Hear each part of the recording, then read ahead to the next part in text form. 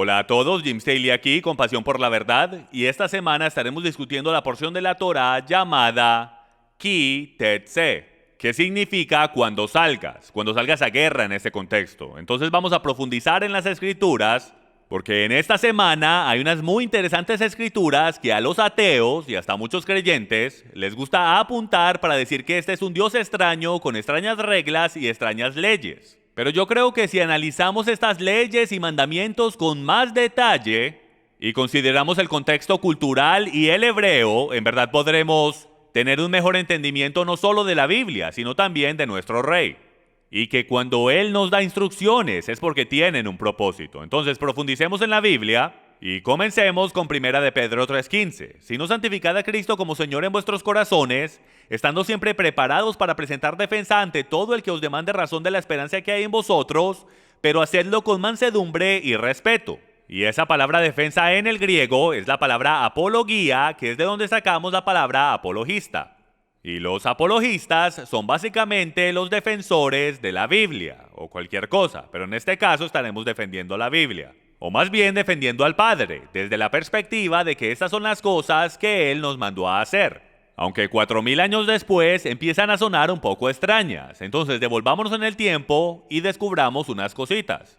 Y bueno, vamos a comenzar con una cita muy popular de Richard Dawkins, y él es uno de los ateos más populares conocidos allá afuera, y dice lo siguiente: el Dios del Antiguo Testamento es posiblemente el personaje más desagradable en toda ficción, celoso y orgulloso de ello, mezquino, injusto, maniático del control, un vengativo limpiador étnico, sediento de sangre, un misógino, homófobo, racista, infanticida, genocida, filicida, megalomano, sadomasoquista, sencillamente un abusador caprichoso y malévolo. Y esto viene de su libro El espejismo de Dios.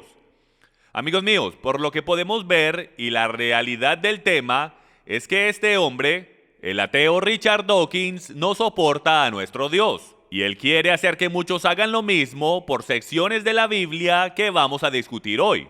Porque la realidad es que si tú miras a la Biblia desde tu propia perspectiva, nuestro Dios puede parecer un Dios extraño. Entonces, profundicemos en esta porción de la Torá. Y bueno, la verdad es que yo me voy a enfocar por completo en 4 versículos primordiales que son muy difíciles de entender desde afuera. Vamos a hablar de qué es lo que sucede cuando hay una violación o incesto, o cuando un hombre va a guerra y él ve una mujer con la cual se quiere casar. La Torá da instrucciones sobre eso. Vamos a profundizar en algunas de las leyes más extrañas encontradas en la Torá. Y comenzaremos con el libro de Devarim, Deuteronomio capítulo 21, versículos del 10 al 14. Y dice lo siguiente: cuando salgas a la guerra contra tus enemigos, y Yahweh y tu Elohim los entregue en tus manos y los tomes en cautiverio, y veas entre los cautivos una mujer hermosa y la desees, y la tomes para ti por mujer, la traerás a tu casa y ella se rasurará la cabeza y se cortará sus uñas. También se quitará el vestido de su cautiverio, permanecerá en tu casa y llorará por su padre y por su madre por todo un mes. Después de eso, podrás llegarte a ella y ser su marido, y ella será tu mujer. Pero sucederá que si no te agrada, la dejarás ir a donde quiera, mas ciertamente no la venderás por dinero ni la maltratarás porque la has humillado. Bueno, amigos míos, estamos miles de años removidos de este contexto cultural. Entonces yo sé que esto suena bastante cruel, porque los hombres israelitas están entrando en estas naciones que los están incitando de ir a guerra. Y están viendo a estas mujeres con las que se quieren casar y se las están llevando cautivas. Y luego ellas están supuestas a afeitarse la cabeza y esto y aquello, y esperar 30 días y luego se pueden casar con ellas. Bueno, primero que todo tenemos que entender el contexto cultural. En esas culturas, devolvámonos y digamos esto primero. Yahweh ya había dicho de que no te podías unir con las naciones paganas y con los jebuseos y esto y aquello. Entonces, ¿está Dios contradiciendo su palabra? No. Estas son otra clase de guerras. Estas no son las guerras que Él les ordenó para apoderarse de la tierra prometida. Estas eran guerras territoriales diferentes por si alguna nación los incitaba a guerra. Si a Israel le tocaba ir a luchar, las reglas eran diferentes. Entonces, primero que todo, algunas de las normas culturales de aquel día que usted debe conocer para poder entender esto claramente es de que cuando iban a guerra era muy común de que si tú ibas a guerra tenías que matar a todos los hombres en la comunidad entera y separaban a las mujeres y a los niños para llevárselos en cautiverio. Entonces, lo que las mujeres de ese tiempo hacían es que se embellecían, se hacían bien bonitas porque sabían que hay una gran posibilidad de que sus maridos mueran en guerra y ellas definitivamente no podían proveer por la familia y sabían que alguien más tendría que proveer por ellas y por sus hijos y por eso se embellecían. Entonces, lo que está sucediendo es esto. Y primero que todo, la palabra deseo ahí en el hebreo no es la palabra lujuria, no es la palabra que se usa en el hebreo para lujuria o el deseo indebido. Esa es más bien la palabra hebrea de anhelar. Entonces, si ellos miran a una de estas mujeres y las desean porque son hermosas y anhelan tener una relación con una de ellas, este es básicamente el rápido noviazgo del ejército, si lo podemos llamar así, donde él se la tiene que llevar a ella. Tanto esto es un acto de misericordia, porque si él la deja ahí, ella se muere. No hay manera de que ella pueda sobrevivir. Un pueblo lleno de mujeres y niños no podía sobrevivir sin hombres. Entonces, esto no es como ISIS o las organizaciones terroristas de hoy que llegan y violan, terrorizan y destruyen a las mujeres y niños después de eso. Esto era completamente diferente. Era un protocolo de Dios de aquel tiempo de cómo tratar a las mujeres. Ellos tomaban a esa futura esposa y esto es increíble. El padre hacía que las mujeres se rasuraran la cabeza y se cortaran las uñas, que se quitaran sus vestidos hermosos y estuviesen en cilicio y llorando por 30 días. Igualito que en la Torá tienes 30 días para estar de luto. Antes de regresar a la vida cotidiana podías descansar y esto y aquello. Entonces estos hombres ahora están mirando a estas mujeres cuando ellas no están en su mejor momento, en traje de gala si puedo, las están viendo en el peor momento posible, sin cabello, llorando por 30 días, ellos no las podían tocar por 30 días, y lo que eso hacía era darle la oportunidad a ese hombre de verla como ella es en realidad. Y decidir si él en verdad quiere tomar a esta mujer en matrimonio. Si después de esos 30 días él todavía la quiere hacer su esposa, probablemente sí es verdadero amor y será una buena relación. Porque si él la puede ver a ella en su peor momento por 30 días, llorando, gritando de luto y en su peor apariencia física, entonces probablemente este hombre sí está persiguiendo la relación con los motivos adecuados. Este era el propósito. Después de 30 días, él se puede casar con ella. Ella no tiene a dónde ir. Ella quiere que alguien la proteja. Ella también quiere ella quiere un hogar estable. Y él no estar abandonada en el desierto. Si él decide no casarse con ella, él no puede venderla, ni tratarla como una esclava, ni sacar beneficio de ella. Ella de inmediato queda libre y se puede ir a donde quiera. Muchas de las escrituras de esta semana están lidiando con estas situaciones. Ahora entremos en las aplicaciones prácticas de esto para el día de hoy. Analicemos la mayoría de las relaciones hoy en día que están buscando matrimonio. Las relaciones de hoy son un gran ejemplo de cómo no deberías buscar matrimonio. Ni siquiera se conocen. La mayoría de las personas no toman el tiempo de conocerse. Y la realidad es que se están conociendo en su mejor apariencia día y noche. Miren cómo está establecido el sistema de noviazgo de hoy en día, donde las personas se arreglan todo el tiempo y no quieren que la otra persona, que su novio o su novia, los vean si no están como modelos. Este principio bíblico dice, hey, no tienen que estar como modelos todo el tiempo, deberían verse en su peor momento si puedo. Porque sinceramente, cuando despiertes después de 5 años de casado, no te vas a ver de la mejor manera posible. La realidad es que este principio bíblico nos está diciendo que tenemos que ir más despacio, conocer bien a la otra persona y que nos aseguremos de hacerlo de una manera bíblica. Bueno, ahora hablemos del mandamiento de no arar con un asno y un buey juntos. Deuteronomio 22 es la misma porción de la Torá, donde dice que no debes arar con un asno y un buey juntos. ¿Por qué? Porque sería una pesadilla. Porque cuando les pones los yugos que van en el cuello a ese asno y a ese buey que están tratando de arar el campo, no podrán, porque ese yugo es para asegurarse de que estén caminando al mismo paso. Y si juntas a un buey, el cual camina a cierto paso, y a un asno que camina a otro paso, no vas a poder arar ese campo. Y el propósito de matrimonio y relaciones es el arar un campo. ¿Por qué? Porque cuando ya no puedas arar y hayas llegado a tu fin, esas semillas se levantarán y serán sustento para la próxima generación. Y un asno y un buey no pueden hacer eso juntos. Y el día de hoy tenemos a personas uniéndose en yugo, en relaciones y matrimonios que no deberían estar juntos. Y ni siquiera significa creyente y no creyente, aunque puede significar creyente y no creyente. Esto está más bien conectado simplemente con el paso. Si alguien no tiene el deseo de caminar en los mandamientos de Dios y caminar en su Torah y caminar en lo que yo llamo el principio del libro, con el espíritu del final del libro, Jesús, Yahshua el Mesías. Pero tú sí lo estás y no están casados todavía, eso es yugo desigual, no lo puedes hacer, está prohibido en las Escrituras. Pues sería igual que un buey y un asno. Son dos personas que están caminando, aunque están sirviendo al mismo Dios, están caminando en dos pasos completamente diferentes. Y si ya están casados, la Biblia requiere que ores por tu cónyuge. Pero si no están casados, tú estás supuesto a continuar siguiendo a Yahweh. Y orar por tu cónyuge, por tu futuro cónyuge, hasta que ellos crucen a este otro lado. O si no, tendrás que encontrar otra pareja. Entonces, si estás en esa situación ahora mismo, los quiero animar a que bajen la velocidad y te asegures que la persona con que estás o tu futuro cónyuge esté arando el mismo campo. Porque si ambos no están arando el mismo campo, si tú estás por aquí y él está por allá, lo más seguro no va a trabajar. Y se convertirá en una situación muy difícil, porque después que tengan el yugo puesto, ese yugo no se puede remover, lo cual te lleva a la posibilidad de que te rompan el cuello o el corazón. En este caso. Ok, veamos.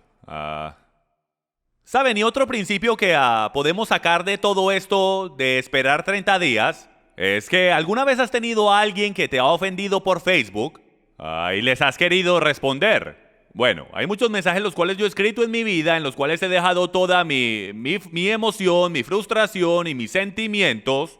Y luego nunca los termino enviando. Nunca envíes un texto ni un correo electrónico en medio de frustración. Les aseguro que el 99.9% de las veces es la manera incorrecta de responder. Pero sí, escribe ese texto o ese correo y espera.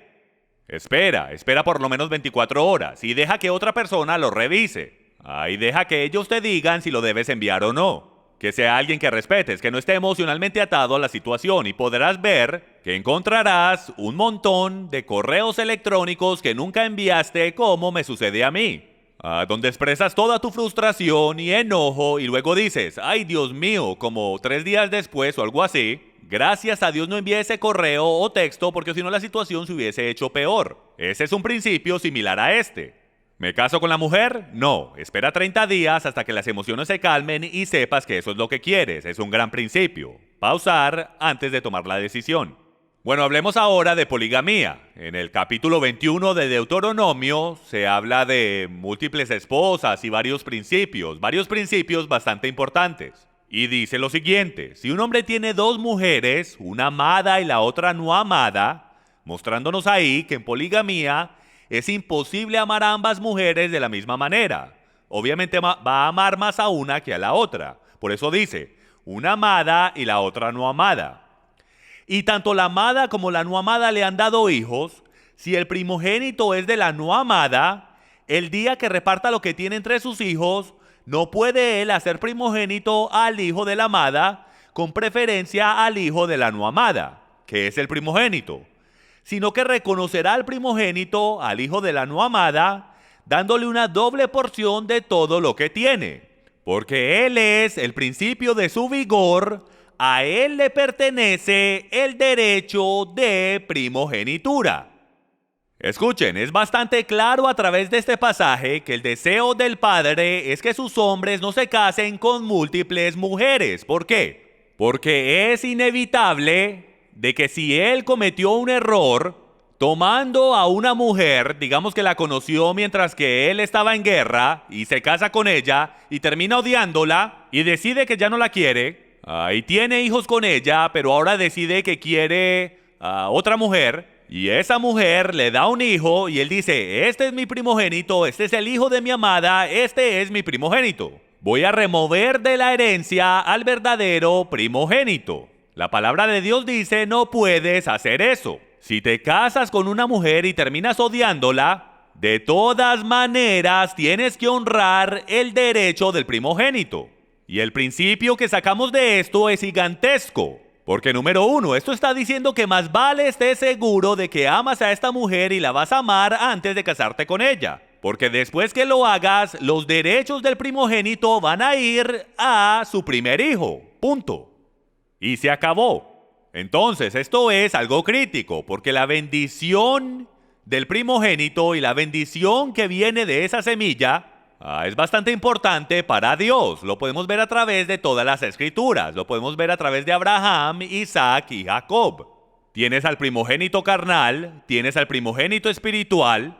Y cuando Dios deja que la semilla de Abraham vaya de Sara a Isaac, eso es una bendición. Pero él en ningún momento dio permiso de que Abraham se acostara con Agar y tuviesen a Ismael. Él sabía que eso traería maldición. Entonces, él está tratando de darle instrucciones a su pueblo de que más vale sepas con quién te casas. Y si te casas con múltiples mujeres, te daré instrucciones para lidiar con eso, pero te complicarás la vida como ni te lo imaginas. Y si tú igual lo vas a hacer, y esa es tu cultura, y decides hacer eso, estas son las reglas que tienes que seguir. Él les está dando las leyes, animándolos a que no lo hagan. Tanto es que si regresas a las leyes originales del matrimonio antes del pecado, te darás cuenta que es solo Adán y Eva, un solo hombre, una sola mujer, en el jardín, hechos una sola carne. Y si no hubiésemos pecado, no hubiésemos conocido las leyes de poligamía. Y hay creyentes allá afuera el día de hoy, no muchos, pero hay algunos, que apoyan la poligamía y dicen, si el Padre dio leyes para esto es porque está de acuerdo. No, el Padre dijo que dio las leyes por el pecado. Mientras que el hombre pecaba, el Padre tuvo que crear reglas para que los hombres no se destruyeran, y las mujeres fueran abusadas, y los hijos fueran robados de sus herencias. Mejor dicho, las reglas fueron después del pecado. Tanto es, muchas de las reglas no van a ser encontradas cuando el Mesías regrese, porque vamos a volver a hacer cosas bíblicas de manera bíblica igual que antes del pecado. Entonces hablemos de esto por un momento. Hablando de poligamía, las escrituras declaran que los israelitas vivieron en Egipto por 430 años y llevaban con ellos prácticas y costumbres egipcias que sin duda alguna incluían la poligamía. Mientras están saliendo de Egipto, el padre les tiene que dar reglas basadas en lo que están haciendo para asegurarse, como les dije antes, de que cuiden a las mujeres y a los niños de su día. Está bien, continuemos ahora. Creo que ya tocamos ese tema y volveremos a las leyes del matrimonio más adelante. Vayamos ahora a Deuteronomio capítulo 21, versículos del 18 al 21. Y esto está hablando de un hijo rebelde que tú estás supuesto a apedrear. Y muchos ateos y hasta creyentes dicen, el Dios del Antiguo Testamento, ahora estamos bajo gracia, y este es un gran ejemplo. Aquí dice que apedrees a tus hijos. ¿Apedreas tú a tus hijos? Bueno, profundicemos y veamos lo que dice en contexto. Si un hombre tiene un hijo terco y rebelde que no obedece a su padre ni a su madre, y cuando lo castigan ni aun así les hace caso, el padre y la madre lo tomarán y lo llevarán fuera a los ancianos de su ciudad, a la puerta de su ciudad natal, y dirán a los ancianos de la ciudad, este hijo nuestro es terco y rebelde, no nos obedece, es glotón y borracho. Entonces todos los hombres de la ciudad lo apedrearán hasta que muera, así quitarás el mal de en medio de ti, y todo Israel oirá esto y temerá. Este es otro pasaje que a los ateos les gusta citar. Pero mientras analizamos y mientras profundizamos, descubriremos que es más de lo que podemos ver. Bueno, primero que todo, para que puedan llevar cargos a los ancianos y jueces, el hijo debe de ser un terco, rebelde, completamente indispuesto de obedecer a sus padres y autoridades, aun después de haber sido disciplinado, ser un rebelde, glotón y borracho. Entonces, obviamente, esto no es un niño de 10 años que está jugando muchos juegos de video y está siendo desobediente con sus padres y nosotros vamos a decir, vamos a apedrearlo. No, obviamente, esto es un hijo adulto que es un glotón, es promiscuo, es borracho, desobediente a toda clase de autoridad, a tal punto que está alterando la sociedad y destruyendo el nombre de la familia. A este punto lo llevan a los ancianos de la congregación y hay un verdadero beitín que ocurre aquí. Los padres no están simplemente apedrando a sus hijos, hay un juicio, hay un verdadero juicio que tiene que ocurrir. Porque ¿qué tal si el hijo es inocente y los padres le están tratando de hacer daño a ese hijo? Hay toda clase de gente loca allá afuera. El hijo tiene derecho a una corte bíblica, entonces la corte bíblica tiene que estar establecida como el beitín o la casa de juicio, donde los ancianos escuchan el caso, escuchan toda la información, escuchan ambos lados de la moneda. Y si termina siendo que es verdad, y si al final del caso el hijo todavía está en rebeldía, entonces ahí lo deben sacar y lo deben apedrear. Ahora, ¿y cuáles serían los resultados de eso? Pensemos en esto. Hay maldad en la tierra. Hay un hijo glotón, borracho, desobediente, promiscuo, criminal, que no obedece a ninguna clase de autoridad. Dejará a una joven embarazada, lo más seguro la va a golpear, no va a cuidar a los hijos, tal vez abuse de ellos. Hay maldad la cual se va a propagar a la próxima generación. Por eso el Padre dice, quitarás el mal de en medio de ti, porque o si no, se regará como un cáncer. El día de hoy, ¿se pueden imaginar si en verdad nos aferráramos a la palabra del Dios viviente? Y esto sucediera, donde un hombre de 22 años, que se convierte en secuestrador, un violador, un criminal, un asesino, es rebelde, no escucha a las autoridades ni a los ancianos, luego es llevado al Sanedrín de la congregación local, y van a través del beitín bíblico y es encontrado culpable y hasta en eso todavía ni le importa y es arrogante y literalmente lo apedrean y lo matan. Amigos, cuánta maldad y rebeldía no tuviésemos el día de hoy si pudiésemos guardar esta escritura. Ahora, no podemos porque no estamos en una sociedad teocrática. No estamos en una posición que podemos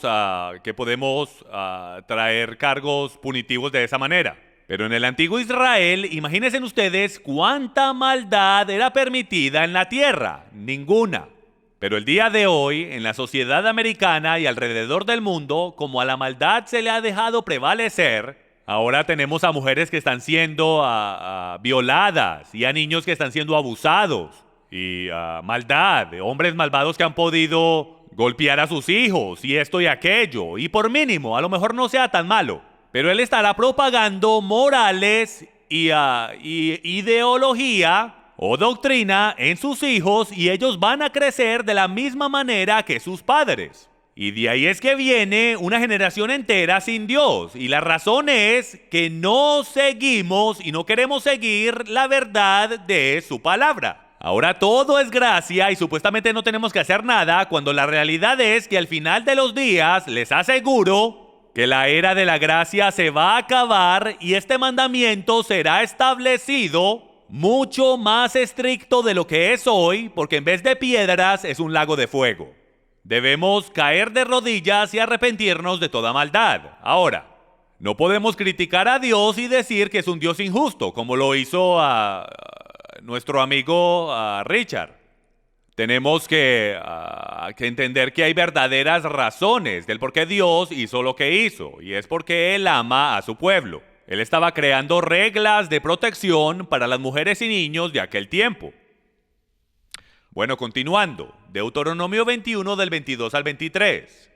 Y si un hombre ha cometido pecado digno de muerte y se le ha dado muerte, y lo has colgado de un árbol, su cuerpo no colgará del árbol toda la noche, sino que ciertamente lo enterrarás el mismo día, pues el colgado es maldito de Dios, para que no contamines la tierra que el Señor tu Dios te da en heredad. Amigos, y hay bastante aquí de lo cual podemos hablar. Pero primero, vayamos a Gálatas 3 del 13 al 14. Cristo nos redimió de la maldición de la ley, habiéndose hecho maldición por nosotros, porque escrito está: maldito todo el que cuelga de un madero, a fin de que en Cristo Jesús la bendición de Abraham viniera a los gentiles, para que recibiéramos la promesa del Espíritu mediante la fe. Yeshua no solo murió por nosotros, Él tomó el lugar, Él tomó la posición de colgar en un madero y ser maldito de Dios. Entonces, esta porción de la Torá, esta escritura, está directamente conectada con Jesús, Yeshua, cuando colgó en el madero. Ahí se hizo maldito de Dios, y es el peor castigo determinado por la Torá, que dice que si cometes un crimen digno de muerte, y ese pecado es tan grave que eras colgado de un árbol, ¿por qué fue determinado el hacer eso? Por la misma razón que todos estos castigos, tú sabes, punitivos fueron establecidos, y fue para poner temor en el corazón del pueblo de Dios y que digan, esto es lo que te sucederá si cometes esa clase de crimen. Miren a estas personas, deja que los niños miren a estas personas colgadas de un árbol para que así ellos nunca sigan ese camino. El día de hoy no vemos eso, no hay ninguna clase de temor en la juventud cuando se trata de servir a su Dios o no servir a su Dios. Y eso es porque ellos no ven ninguna consecuencia de sus pecados en lo absoluto. Entonces el apóstol Pablo nos da esa analogía o esa conexión de nuevo a Deuteronomio capítulo 21. Es revelar completamente el pecado. Dios le está diciendo, hasta en el peor de los pecados, quiero que expongas el pecado por lo que es. Y tanto es que hay misericordia aplicada hasta en el peor de los pecados. Porque Él dice que no quiere que ese cuerpo cuelgue toda la noche en el madero. Bajen a esa persona antes de que caiga el sol. Y eso fue lo que ocurrió cuando los líderes judíos mataron a Yeshua y lo colgaron de ese madero. Ellos dijeron, nos tenemos que asegurar de bajarlo antes de que caiga el sol. Cumpliendo este mandamiento aquí, hasta en el peor de los odios, hasta en el peor castigo, misericordia es dada. Y este es un gran ejemplo de cómo deberíamos tratar a nuestros hijos. Hasta con mis hijas, personalmente. Si tengo un hijo que cae en rebeldía y necesita disciplina, hasta después de esa corrección, después de esa disciplina, después de ese tiempo, donde están llorando, yo voy a tener misericordia de ellos, los voy a tomar, los voy a abrazar y les voy a dar instrucciones. Nunca debe de haber disciplina sin misericordia. El juicio y la misericordia están unidos. El Padre dice que Él quiere misericordia antes de juicio. Deuteronomio 22 del 1 al 4 dice lo siguiente. Si ves extraviado el buey de tu hermano o su cordero, no le negarás tu ayuda, lo devolverás a tu hermano. Pero si tu hermano no es tu vecino o no lo conoces, lo recogerás en tu casa, estará contigo hasta que tu hermano lo busque y se lo devolverás. Así harás con su asno, también con su vestido, y lo mismo harás con toda cosa que se le pierda a tu hermano y tú halles. No podrás negarle tu ayuda.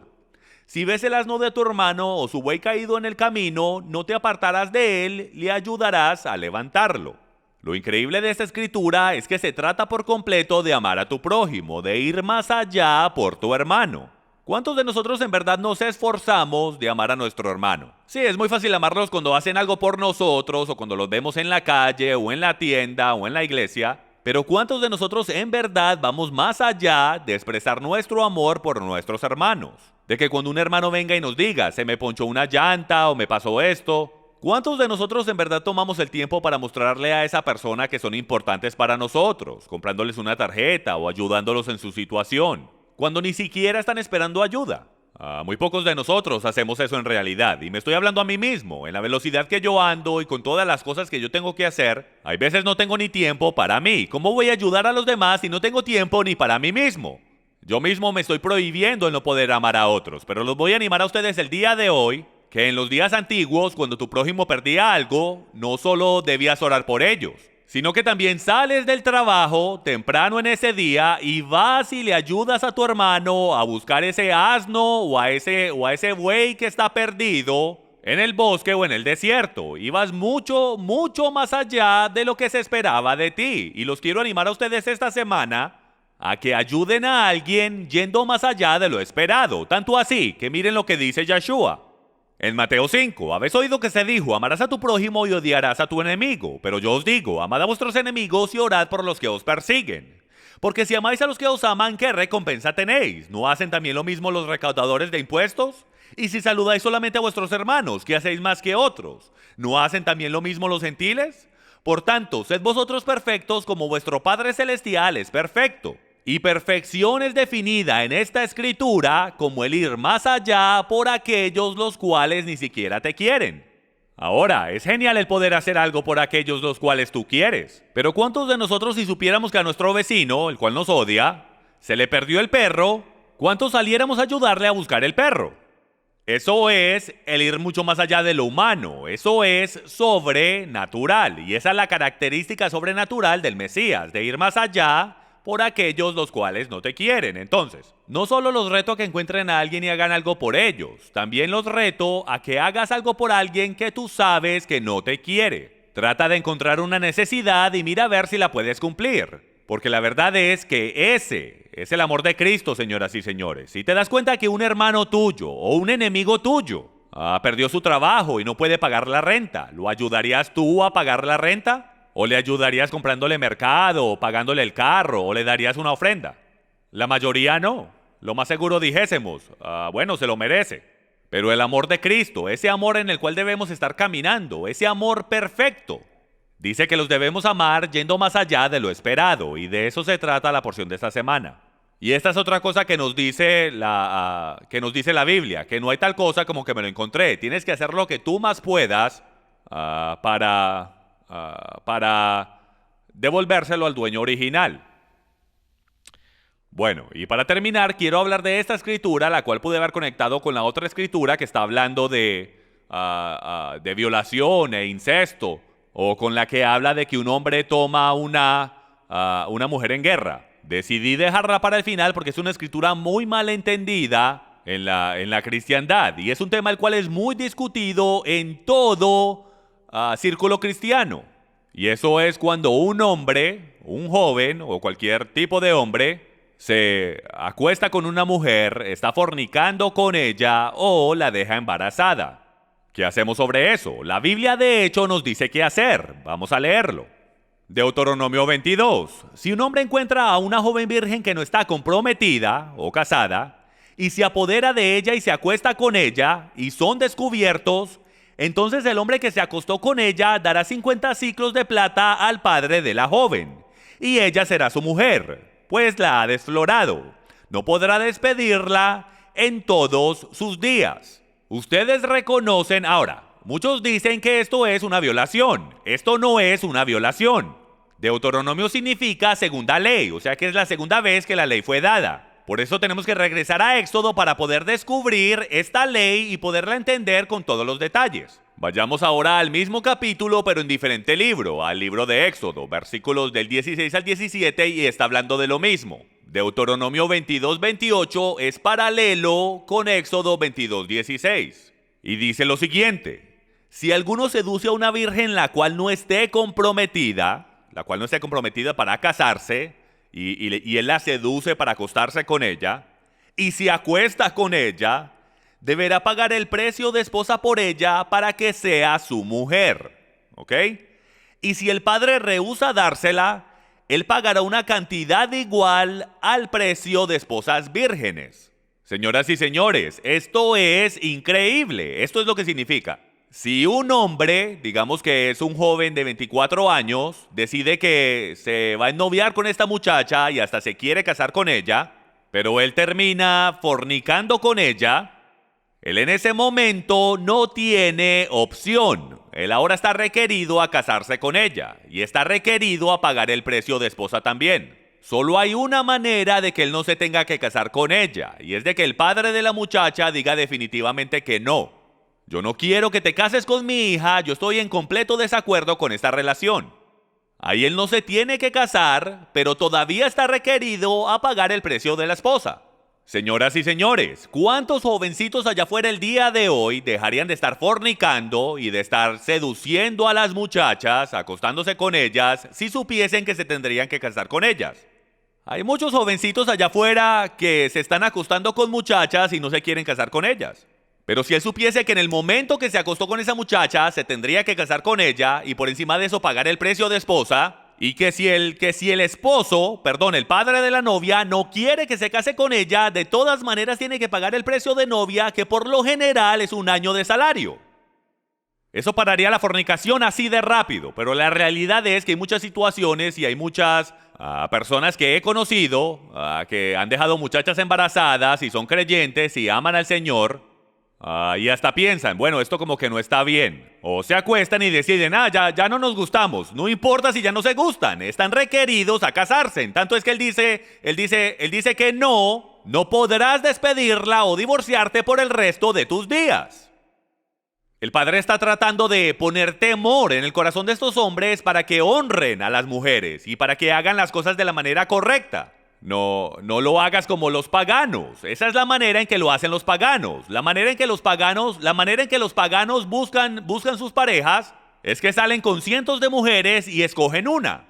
Esa no es, y se acuestan con casi todas. La Biblia dice no, si te acuestas con esa mujer estás requerido a casarte con ella. O sea, esta es una gigantesca... ¿Ustedes se imaginan qué diferente la sociedad fuera si la cristiandad enseñara y predicara esto desde todo púlpito a la juventud, de que si tú fornicas, estás inmediatamente requerido a casarte y a pagar el precio de novia por esa jovencita? Les aseguro que no tuviésemos tanto problema con la juventud del día de hoy. Hay una escritura que sí habla de una violación. Y está en Deuteronomio 22 del 25 al 27, para que vean que sí hay una diferencia. Pero si el hombre encuentra a la joven prometida en el campo, y aquel hombre la fuerza y se acuesta con ella, entonces morirá solo el hombre que se acostó con ella. No harás nada a la joven, porque ya no tiene la culpa, ella no hizo nada. No hay en la joven pecado digno de muerte, porque como cuando un hombre se levanta contra su vecino y lo mata, así es este caso. Cuando él la encontró en el campo, la joven comprometida dio voces, pero no había nadie que la salvara. Amigos, aquí la Biblia nos da instrucciones de qué es lo que se debe hacer cuando hay una violación o incesto. Y es de que si un hombre toma a una mujer y la viola, él tiene que morir. Ella no ha hecho nada malo, ella no se tiene que casar con él y él no se tiene que casar con ella.